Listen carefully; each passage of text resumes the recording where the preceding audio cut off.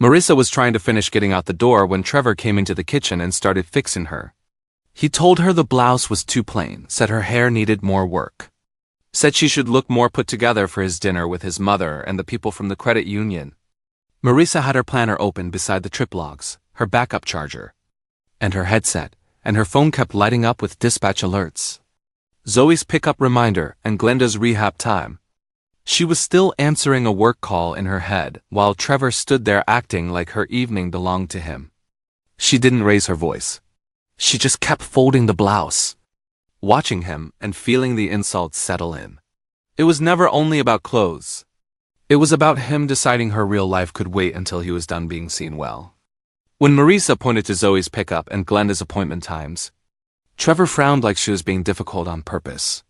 The aftercare late fee notice was still on the counter. Glenda's rehab card was taped to the calendar, and the dinner invitation sat right there beside it all. Marissa told him plain that those times did not move just because he wanted a better impression at his mother's house. Trevor didn't answer the facts. He answered the feeling. He said she was making everything a problem. Like her own schedule was some attitude she was putting on him. That was the part that made it clear. He wasn't hearing conflict. He was hearing resistance. Marissa stayed calm, but now she was talking with times and windows and obligations, not apologies. And the more she did that, the smaller his complaint looked. Her phone rang again. This time Sonia from dispatch, saying the wheelchair van on the late route had changed, and she needed Marissa to rebuild the trip. Marissa opened the log and started matching route numbers to times. Pen moving so fast the page almost smudged. She didn't need to guess. She had done this work enough to know exactly how to put a messy run back together. Trevor stood there annoyed, like the call had insulted him personally. But Marissa wasn't being pulled away from him by nonsense. She was doing the job that kept people moving. Sonia knew it. And Marissa's notes proved it. Trevor might not like being second to a work problem. But the work problem was real, and Marissa was the one who could fix it. Trevor finally said it plain. His mother Martha was going to be there. And people from the branch might show up too, so Marissa needed to make a good impression. He said it like that settled everything. Like his dinner. His mother and his work people all had a vote in how she was allowed to show up. On the fridge, Martha's dinner text sat right next to the branch mixer invitation and the grocery list. Like the whole house had become a little staging area for his image. Marissa heard what he was really saying. It wasn't just, come with me. It was make me look chosen. Make me look settled. Make me look right in front of the kind of people who mattered to him. She didn't answer right away because now the pressure had a shape. It wasn't random. It was a test. Then Zoe texted asking if the plan was still the plan. And Marissa looked down at Glenda's rehab card and the old paper calendar and saw the overlap all over again. Glenda's ride time and Trevor's dinner invitation sat in the same narrow window. And there was no way to stretch it without letting somebody down. That was the part Trevor kept acting like he could fix with the right tone. But he couldn't. Marissa had a child who needed pickup and a mother who needed a ride. And those things were not optional. They were the weak. She could already feel Trevor waiting for her to give in and make it work anyway. Like her job, her family, and her time were all flexible if he just asked long enough. But they weren't. They were real, and the clock was not on his side. Then Trevor stopped dancing around it. He looked her over and said she was embarrassing him. Not joking, not teasing. He meant she looked tired, plain, and not polished enough for the people he wanted to impress. Her work blouse, her braids that had gone a little loose by the end of the shift, the smell of evening on her clothes, all of it became evidence in his mind that she was somehow not enough. Marissa went still. That was the part that hit hardest. He wasn't asking for help. He was judging her like her real life had become a flaw. And he was doing it in her own kitchen after she had already spent the day handling dispatch, pickup, and care rides. The words were ugly because they made something clear she couldn't miss now. He was not disappointed. He was contemptuous. Marissa didn't waste energy arguing with that. She opened her planner instead. Then she checked the trip log, because if she was going to keep the evening from falling apart, she needed facts, not his mood. She texted Sonia about a dispatch handoff window. Then marked the lease renewal reminder before she forgot it. That was how she moved when things got tight. Problem. Then the next, all in order. Trevor might have wanted her attention fixed on him, but she was already building the backup he wasn't offering. The paper planner stayed open on the table. Her charger was in her bag. Her route notes were clipped together. None of that was dramatic. It was just the life she had made for herself. The one that kept her daughter, her mother, and her job from colliding. And once she had those things in front of her, Trevor's opinion mattered a lot less. So when Trevor tried again, Marissa shut it down. She told him she was not changing her hair and she was not changing her clothes between Glenda's ride and Zoe's pickup. Just to make Martha comfortable. She wasn't reshuffling her whole night so he could walk into his mother's house looking well chosen. He started to answer, but she kept going. Her schedule was already full. Her mother had a ride. Her daughter had to be picked up. Her workday had already taken enough out of her. If his people wanted a polished performance, that was a want, not a need. Marissa set the sweater back down and left her keys where she could reach them. That was the point where the argument stopped being about taste. It became about whether she was going to keep shrinking herself to fit his image. And the answer was no. Trevor went right back to that soft, hurt voice like he was the reasonable one. He said he was only trying to help, and that Marissa made everything harder than it had to be. Marissa looked at him and answered with plain facts. Help was not picking fights over her clothes. Help was not making her explain the same schedule 3 times. Help was covering a ride, picking up a prescription, or taking a call when she was already buried. The dinner invitation sat there on the counter, still unanswered, while the microwave clock kept ticking like nothing in the room cared about his mood. Trevor kept trying to turn her no into something ugly, like she was being difficult on purpose. But she wasn't biting. She was too clear for that now. If he wanted to call it help, he could. She knew what it really was. Image management dressed up as love. Before the night could settle back down, the practical stuff hit again. Dennis's voicemail came through about the lease renewal. And at almost the same time, the break estimate for the Civic showed up on her phone. Rent, car repair, lease paperwork. The whole week was already too tight. And now she had proof of it sitting right in front of her. The rent envelope was on the counter. The repair estimate was open. The lease text was still glowing beside the dinner invitation. Trevor wanted her to treat like an emergency. Marissa didn't need anyone to explain which of those things actually mattered. A partner's status play could wait. Housing could not. Transportation could not. Zoe and Glenda could not. That was the part Trevor kept missing. Her life was already full, already expensive, already moving on a schedule that did not bend for his embarrassment. And now the numbers made that impossible to ignore. By then, Marissa had heard enough. She folded up her planner, tucked the charger and route notes into her bag, and checked the times one more time. Dispatch, Zoe's pickup, Glenda's ride. Those were still happening, whether Trevor liked it or not. She told him she was leaving on her schedule, not his. No drama, no debate, just facts. Trevor stood there looking like the evening had slipped out of his hands. Because it had. Marissa took the coat off the chair, grabbed her keys, and walked out of the argument without giving him the satisfaction of another fight. Let him sit with the dinner invite, the mother he wanted to impress, and the version of himself he kept trying to sell. She had work to do, family to move, and a night that was still hers to manage. Outside Dispatch, the Civic warned her before she even pulled out of the lot. The brake light was on. That alone would have been enough to tighten her chest. But then Dennis's voicemail came through too, saying the lease renewal paperwork had to be handled by Friday. Right after that, Trevor texted asking if she got the blouse he liked for his mother's dinner. Marissa just sat there for a second with all 3 things in her head at once. Car trouble, rent, his little fashion assignment. It was all landing on the same night. Like the universe was making a point. She looked at the planner on the passenger seat and started doing the math in her head. Because that was what she did when life got expensive.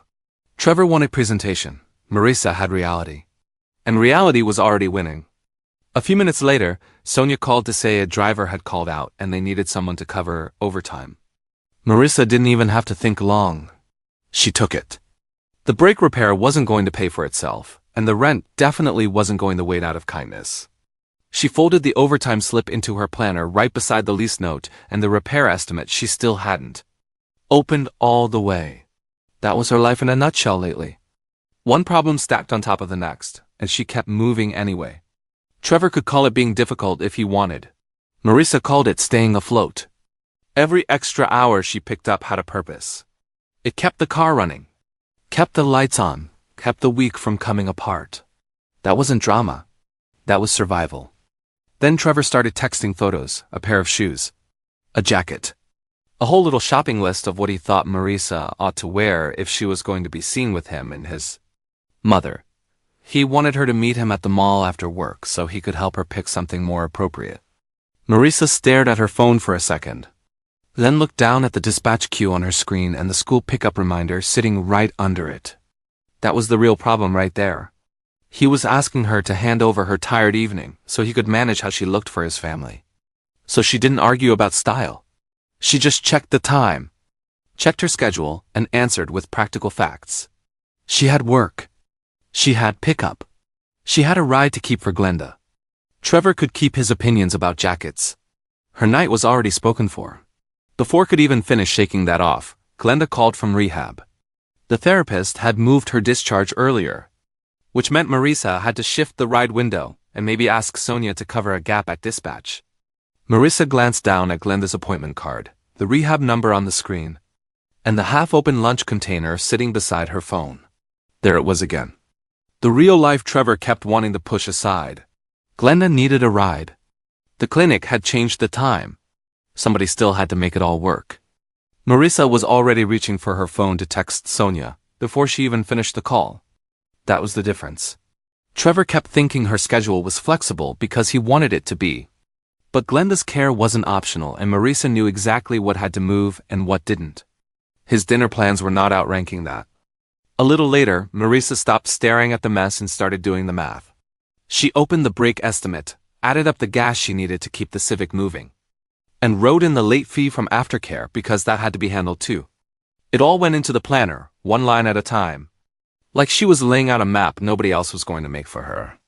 Then she called the mechanic and set up payments before the car could turn into a real emergency. That was the thing people missed about Marissa. She wasn't sitting still, hoping the week would get easier.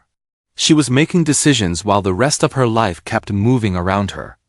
The estimate, the gas gauge, and the aftercare notice all lived on the same page now. That was what pressure looked like. And she was meeting it with a pen, a phone call, and no panic.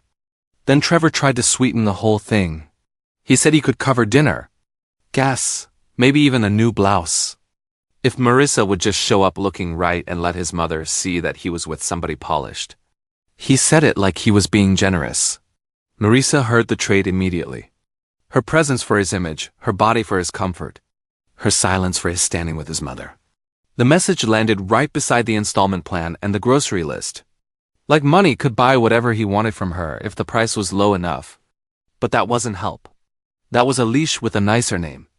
Marissa read it once, then again, and saw exactly what was being asked of her. Not support, not partnership.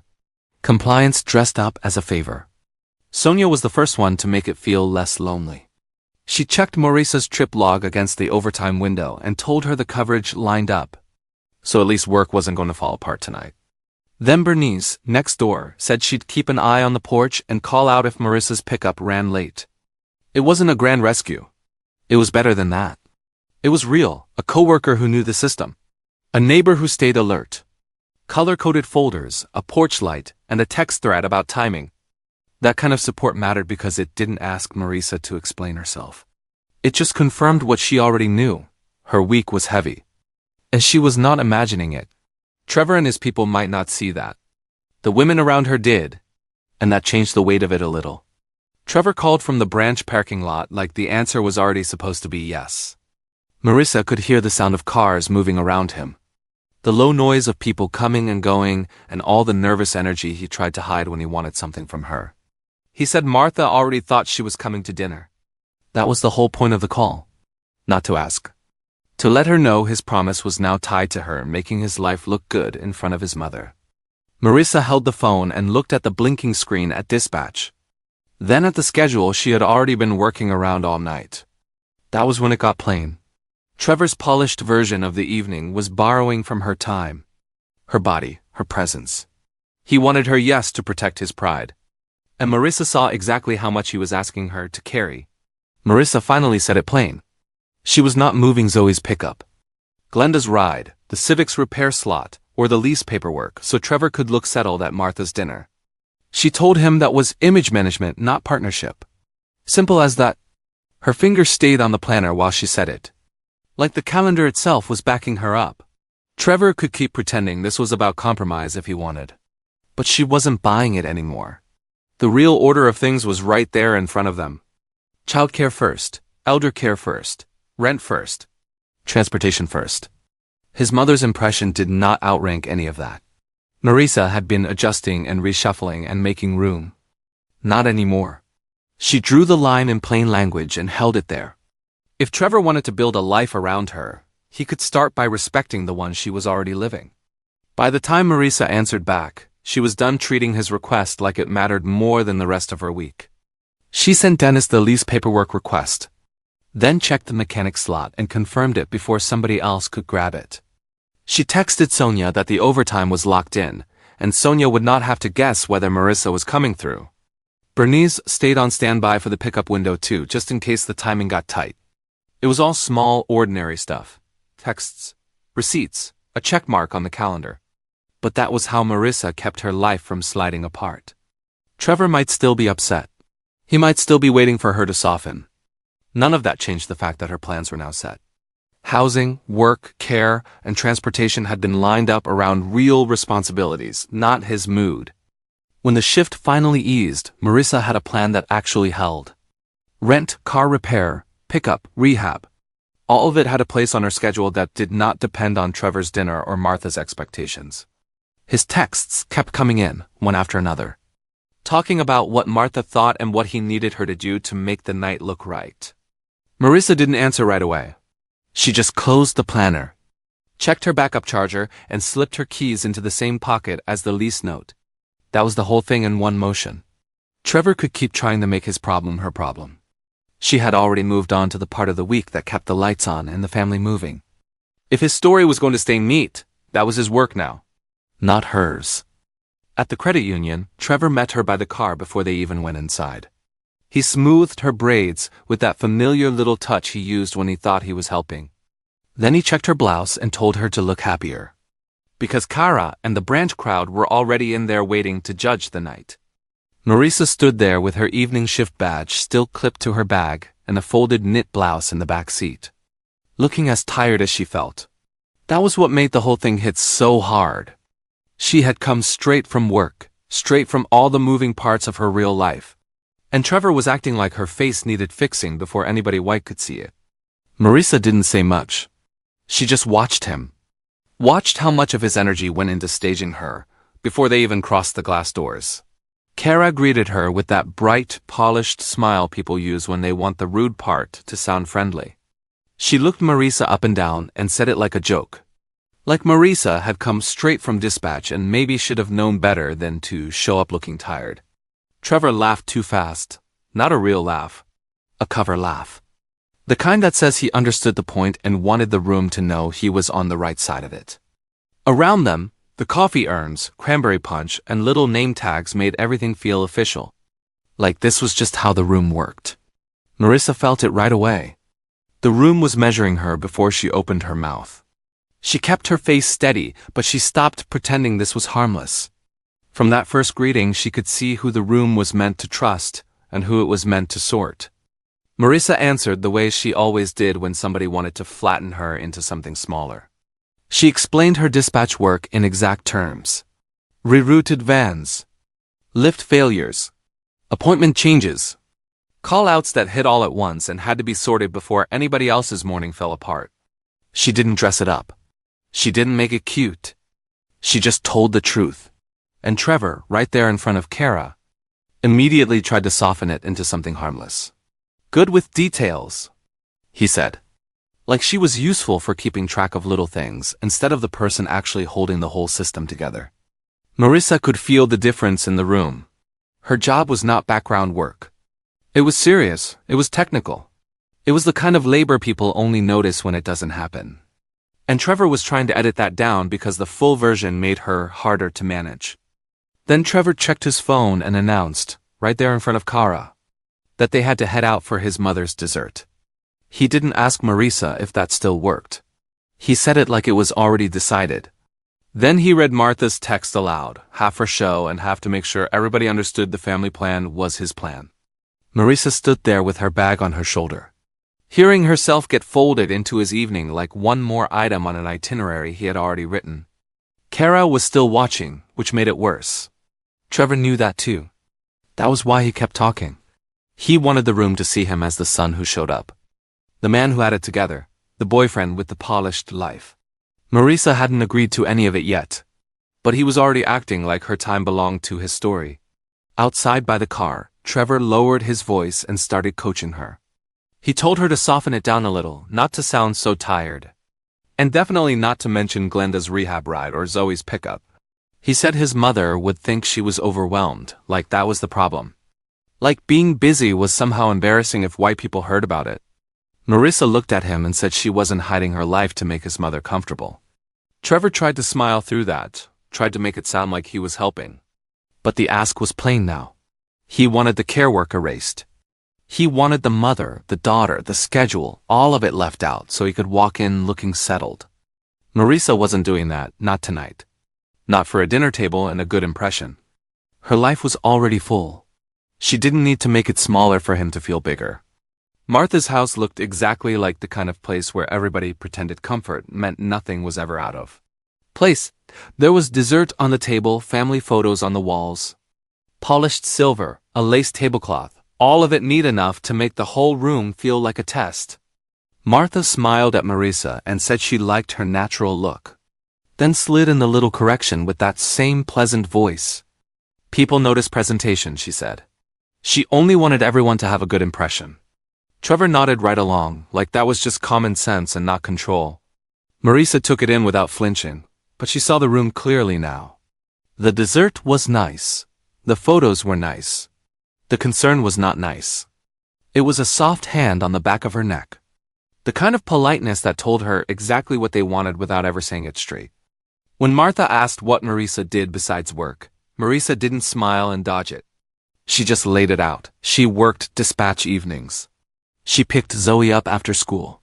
She drove Glenda to rehab. She kept the lease renewal on her calendar, because if she didn't, nobody else would. The serving spoon stayed paused over the pie while appointment cards and work notes sat spread out on the table. There wasn't anything small about that life. It was full. Full of timing, full of responsibility, full of the kind of details that keep other people from falling apart. Marissa said it plain, without apology, and the room had to hear it. Martha couldn't turn that into a neat little impression. Trevor had sold them a smaller version of her.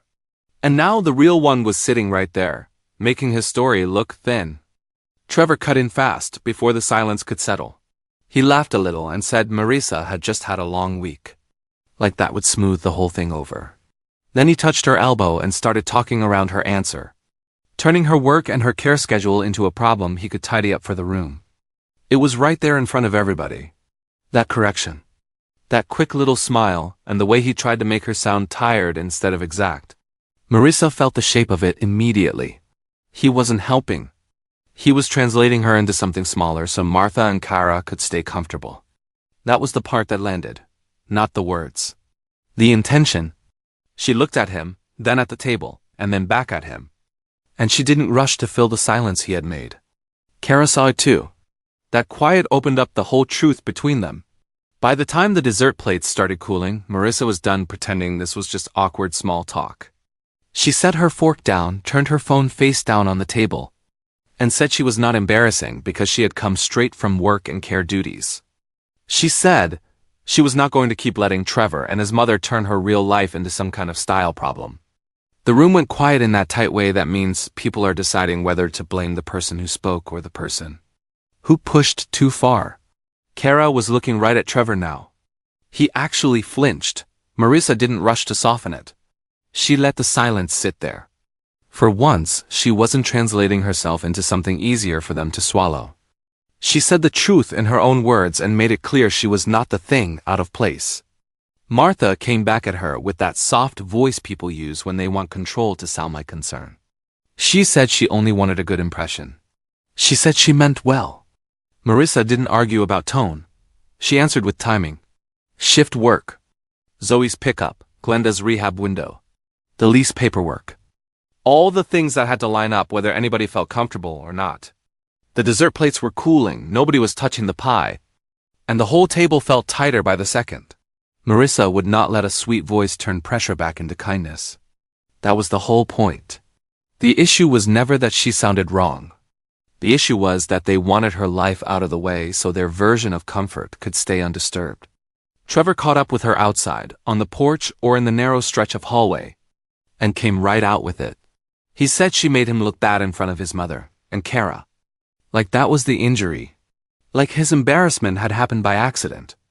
Marissa held her purse tighter and looked at him like he ought to know better. She told him he was the one editing her life out loud. He was the one trying to trim down everything real about her so the room would keep liking him. The cold air made the whole thing feel sharper. Trevor wanted her to apologize so he could stop feeling exposed. Marissa didn't. She had already said what she meant, and she was not going back inside to make his shame easier to carry. If he was uncomfortable now, that was because the truth had finally stopped making room for him. Marissa texted Sonia and Bernice that she was on her way, then left the dessert sitting there untouched. No scene, no extra words. Just her keys in her hand, her phone lighting up the curb, and the planner tucked in her bag like it always was. Trevor stayed back with Martha and Kara, stuck holding the awkwardness he had made. Marissa did not stay to smooth it over for him. She did not stand there and help them feel better about what had just happened. She walked out knowing exactly what she was choosing. Zoe, Glenda, work, the lease, her own dignity. That was the order now. And if the White Room wanted to sit in the silence she left behind, that was on them. For once, Trevor was going to have to deal with the story without her in it. Back home, the next problem was waiting on the kitchen table. Trevor played Dennis's voicemail again, and again Marissa heard the same thing. The lease renewal appointment was tomorrow morning, and the renter's insurance copy was missing. Before she even finished taking it in, Trevor was already asking her to go with him. He said Dennis would only take them seriously if she was there. That was Trevor all over again. The minute something got messy, he reached for her like she was the steady part of the plan.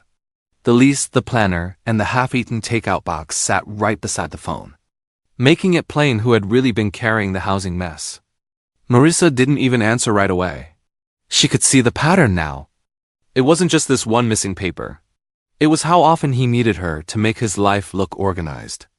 At the apartment, Marissa pulled out the folder she kept for the lease, and Trevor could see right away that she had already been on top of it. Inside were the renewal checklist, the insurance card copy, and the rent receipts she had been tracking the whole time. Paper stubs, a highlighted due date, a sticky note with Dennis's office number. All of it neatly clipped together, like a life she had been carrying without asking anybody for applause. Trevor had assumed housing was just handled somehow. Marissa let him sit with the fact that it was handled because she handled it. That was the shift, not an argument. A record. Her ordinary paperwork turned into leverage the second he realized he did not have it. And now the lease was not his thing to manage. It was hers. Dennis's office was all fluorescent light and plain surfaces. The kind of place that made everything feel official without being warm about it. The sign-in sheet was there. The paper clipboard was there. The coffee-stained counter was there. And the first thing Dennis asked for was the missing proof of insurance. Marissa already had her folder ready. Trevor, on the other hand, had that look people get when they expected charm to cover a gap in the paperwork. It didn't, not there, not with Dennis. The office wasn't interested in feelings or excuses. It was interested in what could be shown. Marissa answered carefully, like somebody who knew exactly what had been sent, what had been reminded, and what had been ignored. That made her the one the room could work with, even before anybody said it out loud. Trevor tried to make the missing insurance copy sound small. He started talking around it, calling it a misunderstanding, like the right wording might soften the whole thing. Then he looked at Marissa and asked her to help him out, to just say it that way. But she didn't. She gave Dennis the timeline instead. When the notice came in, when she reminded Trevor what she had already followed up on, what she had already taken care of, she didn't raise her voice. She didn't dress it up. She just kept the facts in order, one after another until the story was impossible to massage. Trevor wanted her to blur it so he could keep his face. Marissa refused to blur anything. And in that office, that refusal mattered more than his comfort. Dennis stopped flipping when he got to the part of the file that actually mattered. Marissa's email was there. So were her reminders, her copies of the receipts. The notes she had sent about the timing. He looked at the packet again, then at Trevor, and then back down at the paper like the answer was obvious now. It was. Marissa had the clean trail. Marissa had been the one keeping the thing straight. The printer hummed in the background while Dennis highlighted the missing section and said, in that plain office tone people use when they have made up their mind, that she was the contact he could rely on. Trevor tried to stand there like he was still the lead in the room. But the room had already moved. Marissa didn't have to brag. She just stood there, steady, while the file itself told the truth. For the first time, somebody outside the relationship was seeing it too. Dennis updated the lease file with Marissa as the primary contact for renewal and maintenance. That was the turn. The office had the documentation. The office had the responses. Marissa had both. So when Trevor needed the missing signature and the missing copy, he had to ask her for them right there in front of Dennis. No sidestepping it, no playing manager. Marissa handed over each page one at a time, calm and exact, while the pen waited on Dennis's desk. That was the hard relief of it. She was the one keeping the place stable. Even if the room would have rather credited the smoother man standing beside her. Trevor still had his pride, but the file no longer belonged to his version of events. Marissa controlled the approval path now. And he knew it. Outside in the parking lot, Trevor let the frustration come out hot and sharp. He said Marissa had made him look foolish in front of Dennis. Like this was somehow her doing and not his. Marissa didn't flinch. She looked at him and said the record made him look foolish because he kept talking over the person who had the paperwork. That landed harder than if she had raised her voice.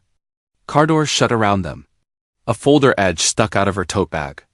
Trevor was still trying to turn the blame around. Still acting like if he could put the embarrassment on her shoulders. He wouldn't have to carry it himself. But he had already been seen. That was the part he couldn't fix. Marissa had won the practical piece in that office. And now he wanted her to absorb his shame so he could feel better. She didn't give him that. Trevor tried another angle before they could get back inside. He told Marissa to text Martha and say the lease issue was minor. Just a small thing so his mother wouldn't think he was disorganized. He said it like it was nothing. Like she should just smooth it over for him. Marissa looked at his phone lighting up with Martha's name and told him no. She was not going to make white family comfort part of the housing truth. Not for his pride, not for his image. Not because he wanted his mother to keep thinking he had everything handled. The parking lot heat sat heavy in the car while he kept pushing and she kept refusing. He wanted a softer version of the story. She would not give him one. Once she said that out loud, the line was clear. He was asking her to lie so he could keep looking polished, and she was done doing that.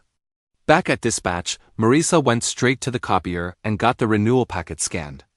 Then she emailed the copies to herself and to Sonia so the housing file, the repair estimate, and the timeline all lived somewhere Trevor couldn't reach. It was a small thing, really, just the kind of task Marissa always did without making noise about it. But it mattered. The copier hummed. Sonia's color-coded folders sat open at her desk. Marissa's backup charger stayed plugged in beside the keyboard like it always did. She wasn't just keeping paper straight. She was protecting the truth. If Trevor wanted to act like he had it under control, he was going to have to do that without her records. Without her reminders. Without the backup she had already built. She had seen what he did with silence, and now she was making sure the facts had somewhere else to live. Sonia read the copy Marissa sent and didn't even try to soften it. She texted back that the file was clean because Marissa kept it clean. And that was the whole thing. No drama, no. Just the truth. She said Trevor was the kind of man who calls a woman organized like its attitude when it keeps him from looking careless. Marissa sat there with the phone in her hand and felt something loosen in her chest. It was one thing to know you were being used. It was another to have somebody who understood the pattern say it plain. The timestamp on the message, the quick thread back and forth. The bluntness of it all, that was enough. Marissa wasn't overreacting. She wasn't making trouble. She was seeing exactly what was there. And now somebody else had seen it too. By the time Marisa said it out loud, she was past making the argument twice. Lease paperwork, dentist emails, any housing follow-up, all of that would go through her records and her timing now. Not Trevor's improvisation. Not Trevor's version of what happened. And she was not rewriting reality so he could look competent. She said it plain because plain was the only language he seemed to understand when the stakes were real. Then she slid the folder into her bag, checked the battery on her backup charger, and turned back toward the dispatch desk like the day was still moving. Because it was. Trevor could stand there with whatever feelings he had left. Marisa had work to do, a home to protect, and a life that did not need his approval to keep going. That was the part he was finally forced to live with. While Marisa was on overtime at dispatch, Trevor's apology came through polished and quick. Like he had practiced it. Then Martha called with that cheerful voice she used when she wanted everybody to act like nothing had happened. She said she just wanted everyone to be comfortable again. That put the job right back on Marisa. She was the one at the headset, with the call queue blinking in front of her, trying to keep the whole evening moving, and now they wanted her to carry their feelings too. Marisa looked at the 2 phone notifications sitting beside her coffee cup and didn't rush to answer either one. She had work to finish. She had real problems in front of her. So she treated the messages like what they were, pressure, not peace. If Trevor was serious, he could show it without making her manage the mood. Trevor showed up at the dispatch lobby with coffee and a mechanic deposit receipt folded in his hand, talking soft like he was trying to sound reasonable. He said he wanted to make things right. And then he asked if he could come by later so Martha wouldn't think they were in trouble. That was the part that made it feel staged. Not just the coffee. Not just the receipt. The whole visit. He had come to her job with something useful in his hand, and still managed to make it about his image. Marisa kept her voice short. She wasn't going to stand there and let him turn her workspace into a place where he could audition for forgiveness. He could leave the receipt if he wanted. He could say what he came to say. But he was not walking into her night and acting like access was the reward for being polite. Sonia caught Marisa before the next call came in and told her Trevor had already stopped by the branch. He was telling Kara they were working through a rough patch. Like that was supposed to cover everything. Like a rough patch was the same thing as him getting exposed for how he talked to her. Marisa just stood there and listened, because now the shape of it was clear. He wasn't only trying to calm her down. He was building a story for the white people around him. The ones who already liked him polished and easy. The note on Sonia's desk, the caller ID from the branch, and the saved text thread on Marisa's phone all lined up. Trevor was managing his reputation at her expense. And if he was doing that out loud, then silence was already working against her. She had to think in records now, not hopes. At Zoe's pickup, Marisa could feel the whole parking lot watching without anyone really hiding it. Megan Lang had that polite little pity in her face when she asked if there was tension at home. Like she was asking about the weather. Before Marisa could decide how much to say, Zoe looked up from her backpack and asked if Trevor was still coming to the fundraiser. That hit harder than Megan's question. Marisa kept her voice even and told her the plan was still the plan. Because that was what Zoe needed. Not a whole adult explanation. Not a mess to carry. Just enough to know she wasn't being forgotten. Zoe nodded, but Marisa could see she was checking her face. Checking the air, trying to make sure she hadn't made anything worse.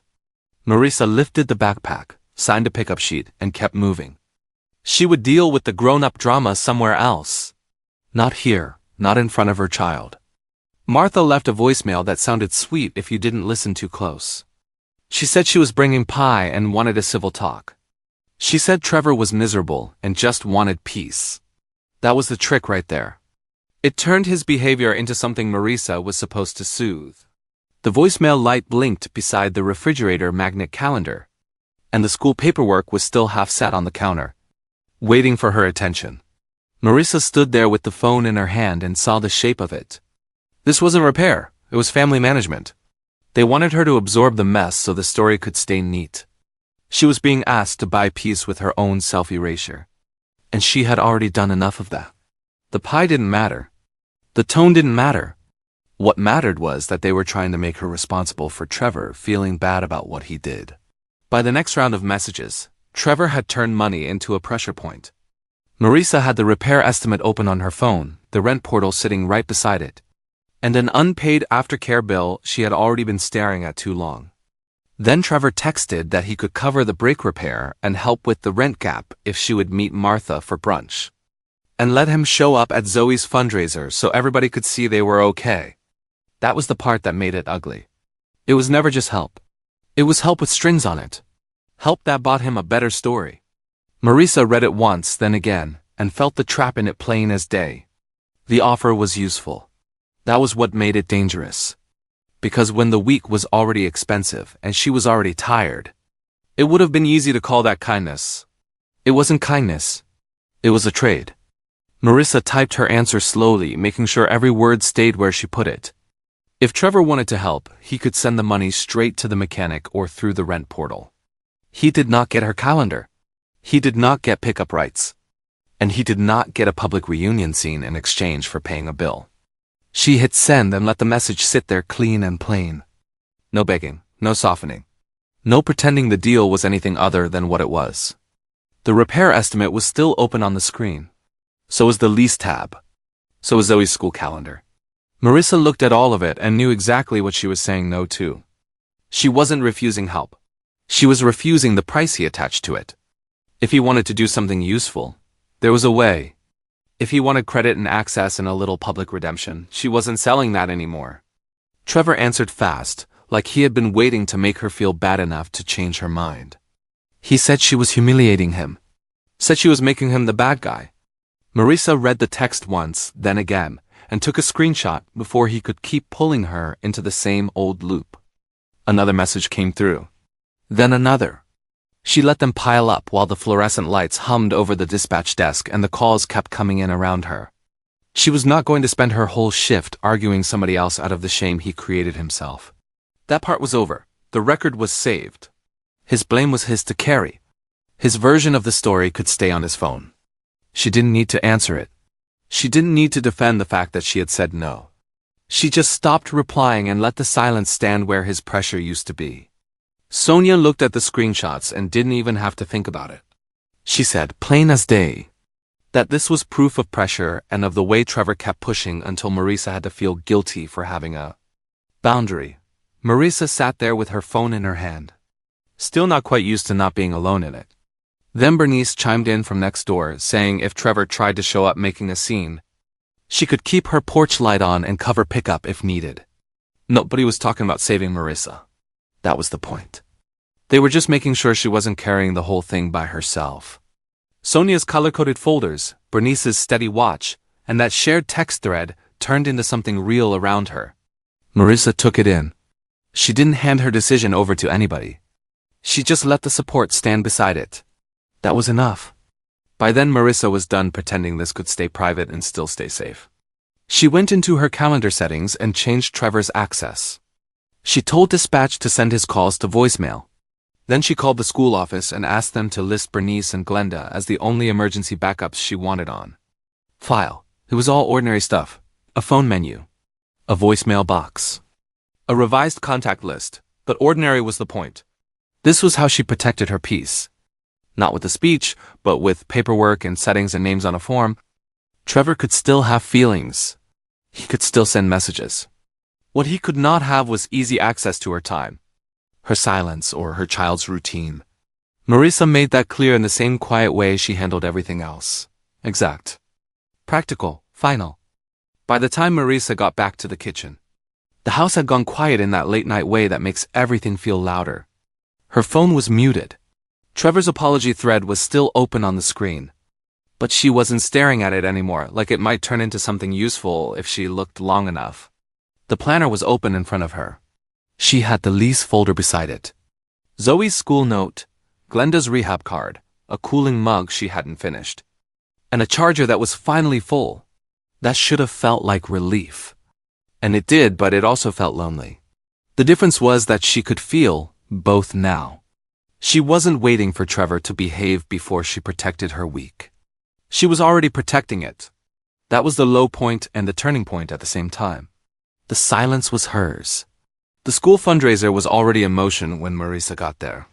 And Trevor had clearly decided to arrive like he owned the room.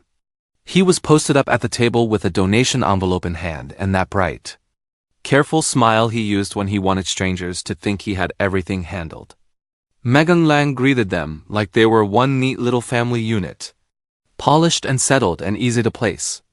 The cafeteria gym was full of the usual clutter that makes school nights feel half organized and half chaos. Raffle basket, paper sign-in sheets, flyers from every classroom. Trevor played his part like that was the whole point of showing up. Marissa clocked it right away. She didn't get pulled into his performance. She stayed focused on Zoe's event and on what actually needed doing, which was the part Trevor always seemed to forget. Trevor tried to make his donation do more than it could. He asked to sign in as a volunteer and said the money should count for something. Like cash could stand in for being present. But then the school asked simple things.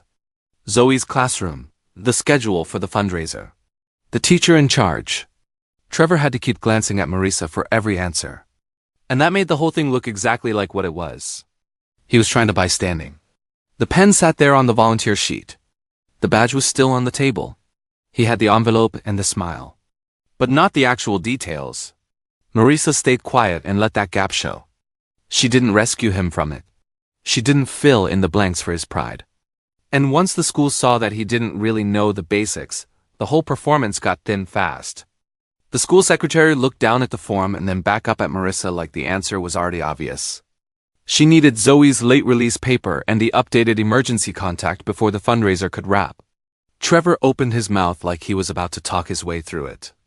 But he didn't have the right folder, and he didn't have the right answers. Marissa did. She reached into the bag she had already packed, pulled out the paper folder with the tabs and receipts, and set it on the table under the gym lights. Clipboard, late release stamp. Her own records, neat and ready. That was the part nobody got to see when everything was running right. The school did now. The secretary stopped looking at Trevor and started looking at Marissa's paperwork instead. And just like that, the room had to deal with the actual adult in front of it, not the one who only sounded confident.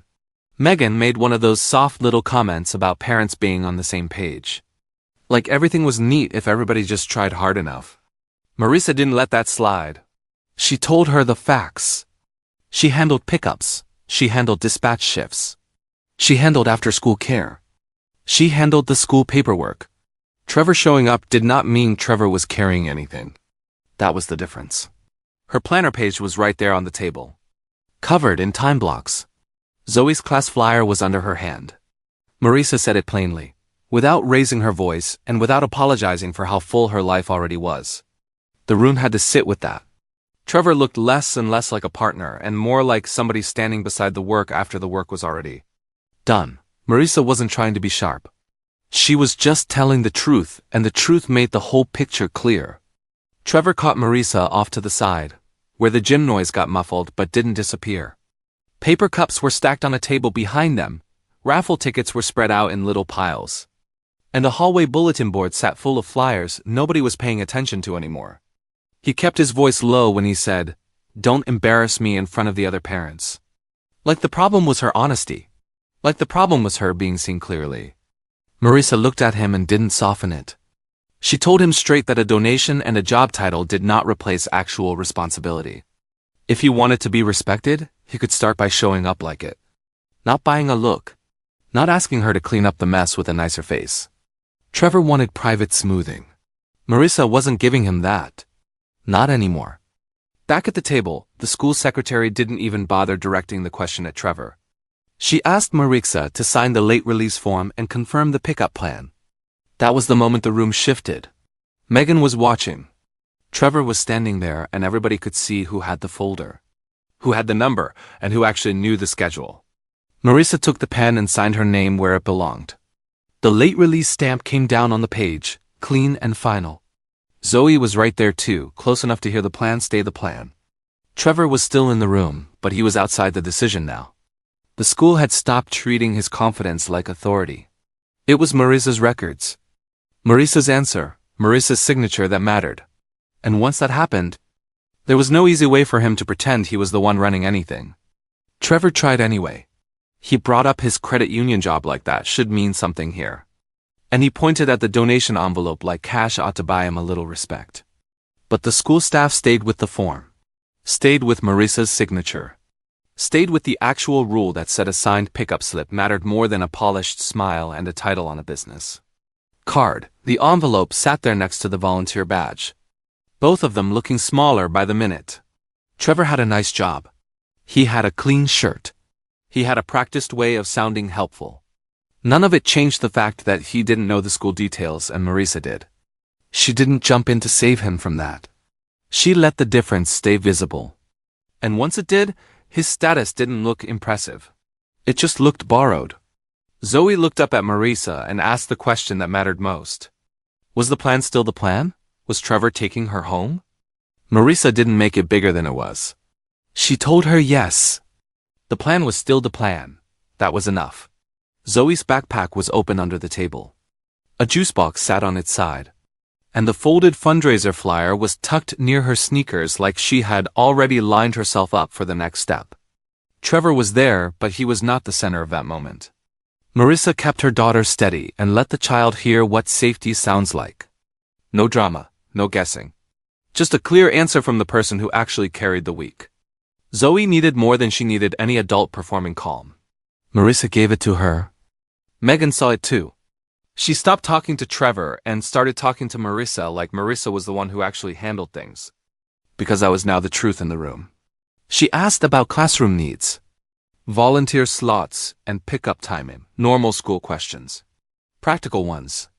The kind that go to the parent who knows the answer. A little while ago, Megan had been looking at Marisa like she needed to be read. Now she was treating her like the competent one. The sign-up sheet, the class donation box, the clipboard in Megan's hand, they all stopped feeling like judgment tools and started feeling like simple school logistics.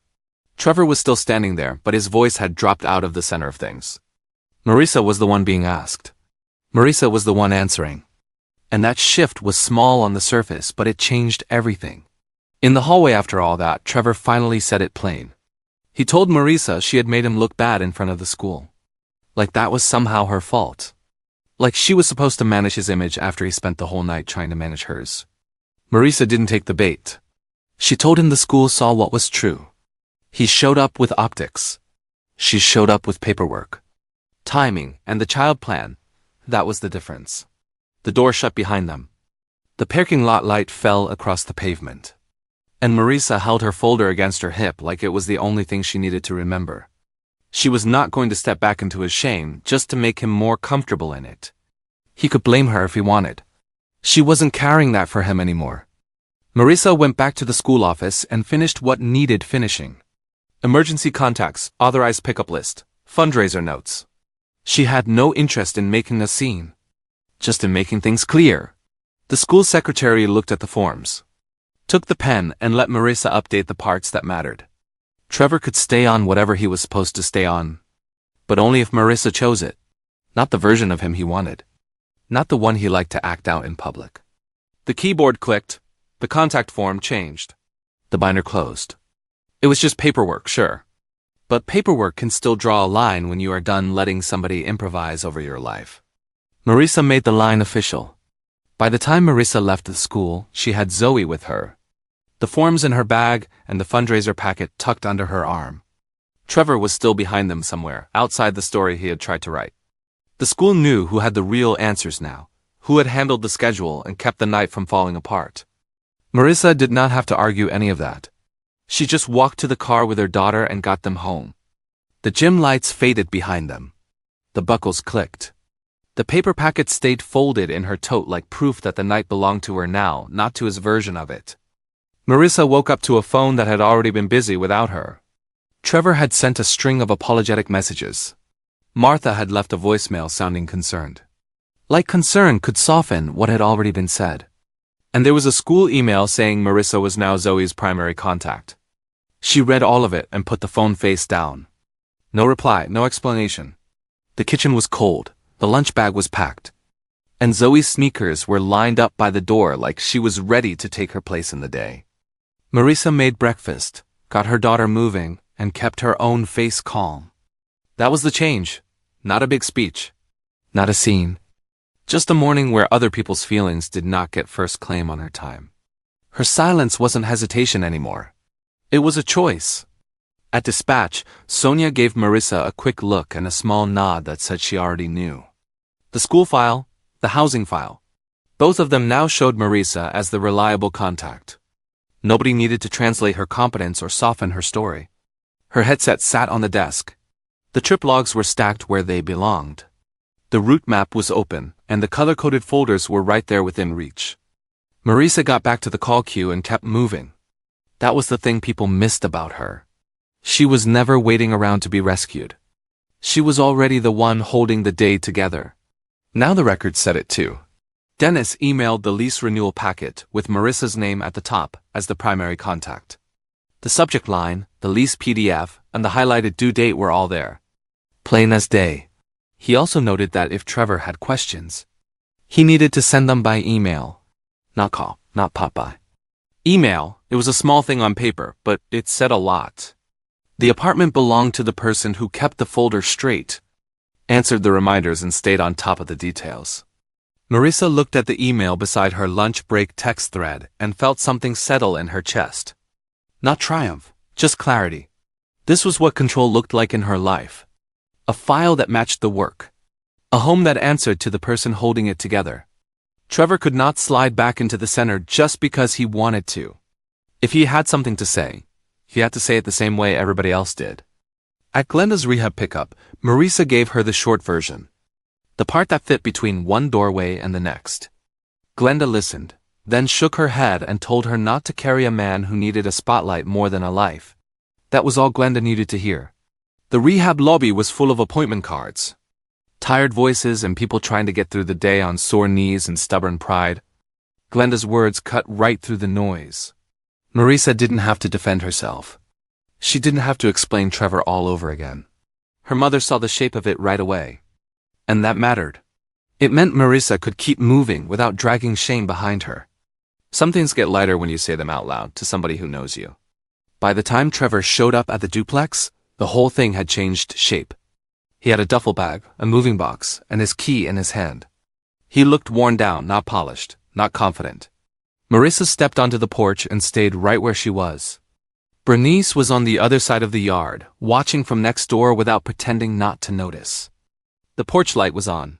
The box flaps were bent. And the whole scene felt painfully ordinary, which made it hit harder. Trevor wasn't coming back in to smooth things over. He was coming to face the fact that access had changed. Marissa did not open the door wider. She did not invite him back into the easy version of the relationship. She stood at the threshold and let it be what it was. A man with his things. A woman who was done making room for regret.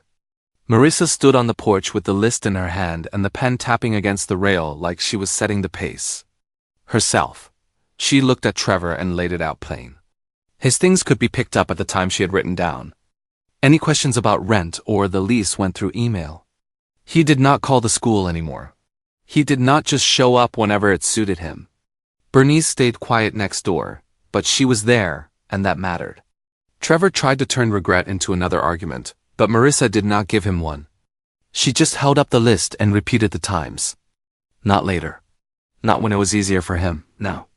If he wanted anything, he could follow the rules like anybody else.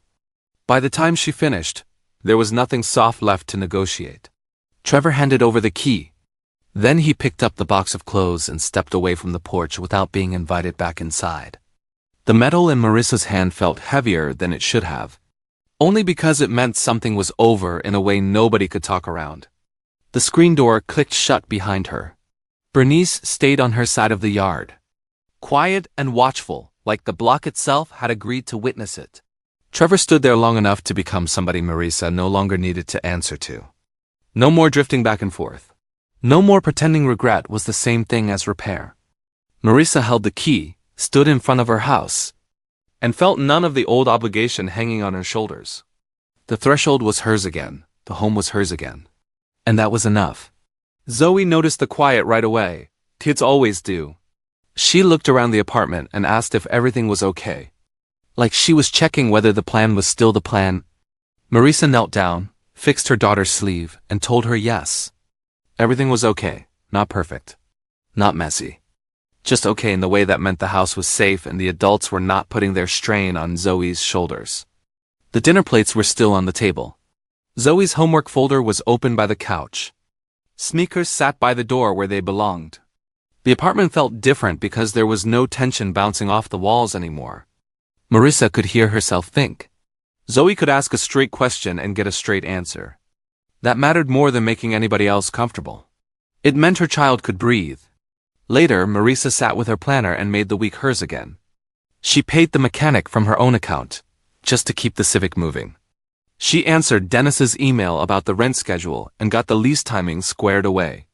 Then she blocked off 2 evenings on purpose, one for Zoe and one for Glenda, without leaving any room for Trevor to slide back in and crowd them out. The bank app, the calendar page, and the repair receipt all sat in front of her like pieces that finally fit. This was the part nobody saw when they called her calm. It was work, real work. Choices, numbers, timing.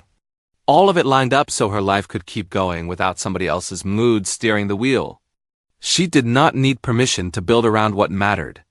She already had enough to carry. Now it was carrying her forward. Sonia texted first and offered to swap a shift if Marissa needed a little breathing room. Bernice said the porch light would stay on. Glenda, between rehab runs, said she was making dinner and Marissa could come by after work. Nobody talked like Marissa needed rescuing. They talked like her choice was settled and they were there to keep it steady. That made all the difference. The messages, the porch bulb, the food waiting at Glenda's place, all of it felt practical and warm. Marissa didn't have to explain herself again. She didn't have to prove that she had done the right thing. Her people already understood what it costs to keep a life in order when somebody keeps trying to pull it off balance. So she let the support stay support, nothing more. Nothing less. Marissa opened Trevor's thread, archived it, and changed his contact, so the only thing left was email for lease business. Then she muted the notifications and stopped checking the screen like the next message might somehow fix what had already happened. It was a small set of moves, but they changed everything. The phone settings menu, the quiet that followed, the empty space where his name used to pull at her attention. That was the loop breaking. Not with a dramatic speech. With habits. She was done spending emotional energy on whether he had finally said the right thing. If Trevor had something useful to say, he knew where to send it.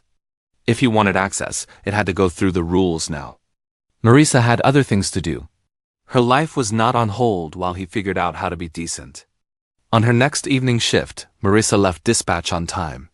She picked up Zoe, checked on Glenda, and opened her planner to a week that belonged to her. Her errands were there. Zoe's school stuff was there. A little space for herself was there too, and nobody else had a claim on it. In her bag sat the full backup charger, the paper planner, Zoe's backpack, and the receipt for the repaired Civic. All of it together like proof that the week was held together on purpose. That was her life now. She took care of her people, kept her pace, and didn't make room for shame. Trevor's approval didn't matter to any of it anymore. What mattered was that Marissa could keep moving and the people who counted were already moving with her. This story felt like one of those quiet emails that doesn't come with big drama. Just schedules, forms, and a woman trying to keep her life from being talked down to. What stayed with me was Marissa's strength in the small things. The planner, the paperwork, the pickup list, and the moment she stopped making room for disrespect. That kind of boundary isn't loud, but you can feel how much it changes. If this one felt familiar to you, tell me in the comments. And if you've got another story like this, send it my way.